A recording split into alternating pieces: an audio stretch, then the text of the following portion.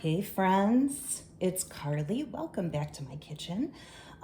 As per usual, I am in my kitchen cooking dinner, and tonight I am going to be making something I've made from scratch before, but I've never tried from a meal starter kit. Now, if you've been following my videos, you'll know that I got this meal starter as in my swag bag basically for national conference, which I just finished yesterday. It was amazing. Stay tuned, there's so many amazing things coming.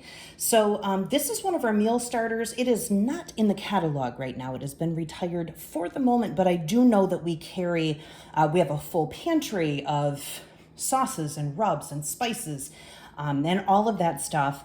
And we do have meal starter kits that come in and out, so I just wanted to feature something that we do on a regular basis. This one is essentially, you can see that it's very French. I think it's beef bourguignon. That's the way that it's pronounced anyway, but essentially what this is beef burgundy. Which I have made before, and it's absolutely delicious. It's got red wine in it. And you know, if you have any leftover red wine, you might know how to take care of that, right? So I am gonna go ahead, and when you get the meal starter here, I have directions right here on the bottle of how to prepare this, and I'm going to be preparing this in the quick cooker. It is insanely hot and humid today. My house, even though we have air conditioning, I am sweating bullets. It is absolutely frying outside. So when that happens, I don't like to use my oven because it just heats up the house and heats everything else up. And I am a very frustrated, like not happy, grumpy, hot person. That's just a character flaw. But what I'm gonna start with, I've already started cutting this up. All this is a chuck roast that we got from the butcher. And you can see that I've got it on my flexible cutting mat. This is a really nice, the flexible cutting mats come in 3 different colors, so you don't cross-contaminate your food. So I will actually be featuring another one of our cutting mats a little bit later, so you can see how they change out really quickly. Now, basically all I need to do with this meat is cut it into chunks, like stew style, because essentially what a beef burgundy is kind of a stew with a little bit of a different flavor. Now, you see that I'm using, isn't this gorgeous? Look at this knife, oh my gosh. If I needed a boyfriend in cutlery, it would be this knife. It's absolutely gorgeous. This is our chef's knife, and oh my goodness, I just got this not too long ago in my knife block set, and oh my gosh, I don't know what I did without this thing for these types of jobs. There's different knives for different jobs, obviously. Breaking down meat and things like this, you want a good heavy duty knife, and that's what this is. So as I'm breaking down my roast, you'll see that there's chunks of fat, that's fine. Since we are doing this in the quick cooker and I don't need all of that fat in my stew, I am just I'm leaving some of it. Clearly, I'm not going too crazy. But if it's a large chunk of fat, like it is here, I will just kind of shave it a little bit so that we don't get that as a bite in your stew. The fat definitely adds flavor, but you also don't want that funky texture of like a gristly bite of beef in your stew. So as I'm breaking this down, I'm just breaking it into kind of manageable chunks. The meat will tenderize while it is cooking in the pressure cooker. So you don't have to worry about this meat being super tough or, you know, difficult to chew. But you also want to make sure that it is in manageable sizes. You don't want to have to, you know, get a knife and fork so that you're eating your stew like that, because ain't nobody got time for that. So yep, as I'm breaking this down, just little bits of meat, and you'll see, oh, I can't get rid of that. That's gorgeous. But in the middle of these chuck roasts, you'll see this kind of flabby spot. I just kind of cut that out. When I'm actually doing a roast, Of course I leave that in because I'm not breaking the meat down. This is a little rind or skin or something on the back end of that. So I'm gonna get rid of that because that looks kind of sinewy and chewy, and I don't want that either. But so the beauty of the quick cooker is that it cooks both quickly as a quick cooker, pressure cooker, or you can use it as a slow cooker. So if I wanted to do this as like a pot roast or just a roast beef, I could prepare this and season it, not break it down as I'm doing right now, and put it right into the quick cooker on the slow cooker setting.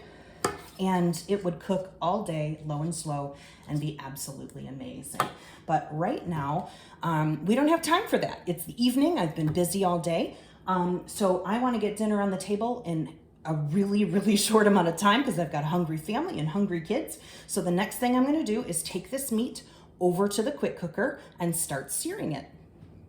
Okay, friends, I am over here at the quick cooker. Isn't it lovely? It's just so pretty, and I'm super excited. I've used this as a slow cooker. The lid for the slow cooker is different than the lid for the pressure cooker. So we're gonna be using this lid today. And the first thing I need to do is take it off. And it sings me a little song because it's so darn happy to see me. Now I'm gonna come down here and you see that this is blinking because it doesn't know what to do. So I'm gonna take my little toggle here. Oh, perfect. It comes right to sear. And that's exactly what I wanna do. I'm gonna come over here and just press the start key. And this is going to start heating up. You'll see that there is a timer on here for 20 minutes. They assume you're not going to be searing for more than 20 minutes after the pan heats up. But if you do need to customize things, you can hit the custom button and you can add or subtract time so that you have exactly what you need. So it's totally customizable. So we're going to look down in the pan. Isn't it beautiful? Like, it's just so shiny and lovely. So all I have in the pan right now is just a little bit of oil. And I am going to go ahead and drop my meat into the pan, which is all right here. That's not very sexy, is it? Big old plop. But you know, it is what it is, right? So once this heats up, it's basically just like a, you know, like a hot pot or a hot, what are those things that you use when you're in college and you don't have a oven or whatever, those little hot plates or whatever. But the plate underneath is warming up. In just a few minutes, it's going to start searing the meat. And then after the meat is seared, we go to our next part of our direction. So as you can see and hear, we have our meat searing down there in the pan portion. Now you can see that I've been searing it for about 5 minutes now. It's giving me the countdown. And while that continues to sear, I am going to prep some vegetables that are going to go into my beef burgundy. Okay, so my meat is searing over there. It is smelling delicious in here. So I'm going to prep some vegetables. First thing I'm going to prep is some carrots. And I've already started. This little device, very simple vegetable peeler. We have awesome peelers. This is one of a couple different peelers that we have. And it's super nice. It just slides right over. It doesn't take off too much skin. So if you're doing something, you know, that's a little bit more delicate, it doesn't eat into the fruit or vegetable that you're peeling. So this is our vegetable peeler. I'm going to teach you a little tip and trick that I have learned, especially during quarantine when we were kind of in a time of hunkering down and trying to use all of the resources that we had available to us. So see these little ribbons of deliciousness that we're not going to eat? I take them and I put them just into a plastic bag, and I'll tell you why. And I do this with all of my veggie scraps. So when I take the top and the bottom off of my carrot, I pop that in there as well. When I make a salad, I put the onion, like the different sides of the onion that we're not using, yes, with the skin, because the skin of the onion gives beautiful color. Any vegetables, broccoli stalks, the ends of the celery that you're not using, put it into a baggie and put it in your freezer until you are ready to make a stock. I make stock. You can make it with like if you have a dinner of chicken dinner, you can take those bones and put them right into a separate bag, put those into a big boiling pot of water and simmer it all day with these vegetable scraps. And then you don't have to waste the actual food that you should be eating, right? So this is all flavor, and this is all gonna go in the garbage unless I do something about it. So I have these set aside for vegetable broth or for chicken broth or for beef broth or whatever I want to use them for. By the way, I used my utility knife. You saw me kind of doing that. The next thing I'm gonna show you, this is our rapid prep mandolin. All I did is put some carrots kind of facing, you know, the round way inward.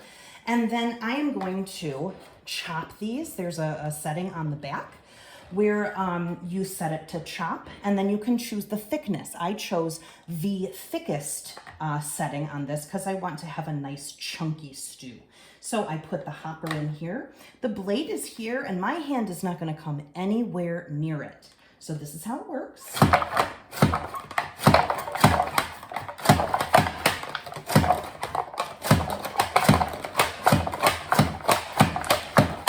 Isn't that gorgeous? Isn't that amazing? So here's my carrots. They're a beautiful thickness for a stew. It took me 2 seconds, right? So I'm gonna do the same thing with these carrots here. You just pop them into the hopper, push down.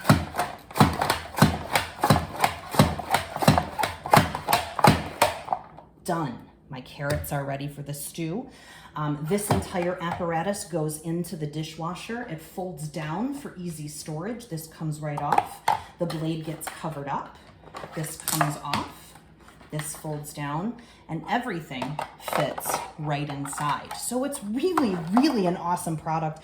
The best mandolin I have by far. So I'm going to go ahead and stir my meat up, and then I'm going to prep my potatoes.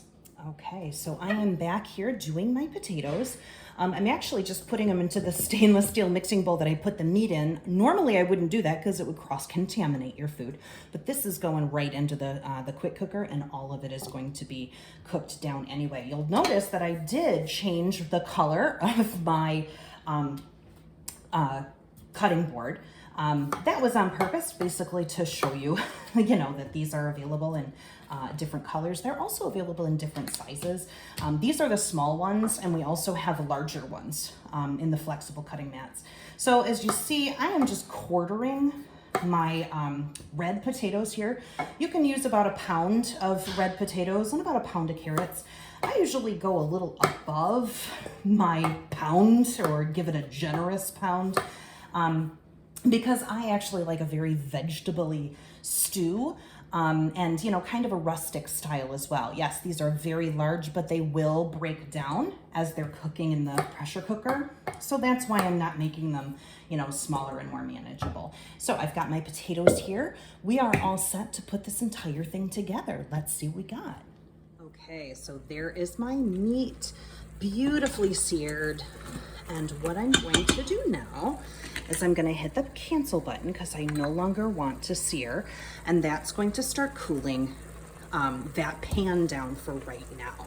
Now, the only thing I really have to do, this is a really great recipe, is just dump everything in there. So here is the beef burgundy sauce, and I'm just going to kind of drizzle it right in there. And then it calls for 1 cup of water. Now, when you are cooking in a pressure cooker, you definitely want to make sure you have enough cooking liquid, because if you don't, bad things happen. Here's my beautiful carrots, right out of the rapid prep mandolin. And then I've got my potatoes here. Just dump those right in as well. Woohoo! Everybody's in the pool. Now, want to know my secret ingredient? Ta-da! It's terrible. Kale and fiber. Yes, kale and fiber is one of our enrichables. You can get a subscription to this, so you always get it for every single month. And you put it in your food, you get more kale and fiber in this particular recipe. But we've also got pea protein. We've also got super veggie. Now you'll notice that it's green. That's totally fine, because we're just gonna stir this up. And then I'm going to start the quick cooker. So I'll give you a quick break, and then I'll come back once I'm ready to start pressure cooking. Okay, there she is, ladies and gents. She is all ready to be pressure cooked. Now I've got my liquid in the bottom. Everything is stirred in. So what I'm going to do is come down here, and I'm going to find, hello, where is it? The stew setting.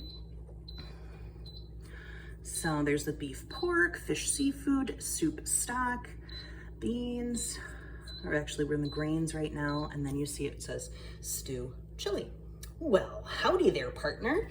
So this is where we're going to take our lid. You put it on the quick cooker. If it's crooked, you know it's not locked. If you close it, then it's locked and it will allow you to start cooking.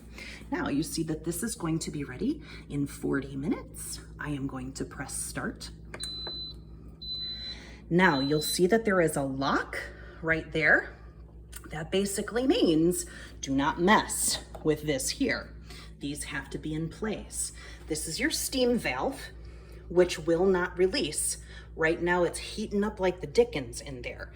And then when it's completely done, you're going to release the steam by hitting this. Notice that my finger is nowhere near the steam valve, so I won't get burned. So I'm gonna go ahead and let this thing light up and do its thing, and then we'll check back when it's done. We are ready for dinner. So after this finished, I just pressed the cancel button. It was actually staying warm, so it was just continuing to warm the food. After you fully cook it, it won't go cold. So you'll see this little red plunger here. That it is popped up above the lid, that means that this pot is pressurized right now. So you have to release the pressure before you're able to unlock it. So don't just grab this and try and rip it open. Bad things will happen. Of course, it's still locked. I don't think you can even do that until you take the pressure off. Now, what I'm gonna do is by the way, this is completely cool.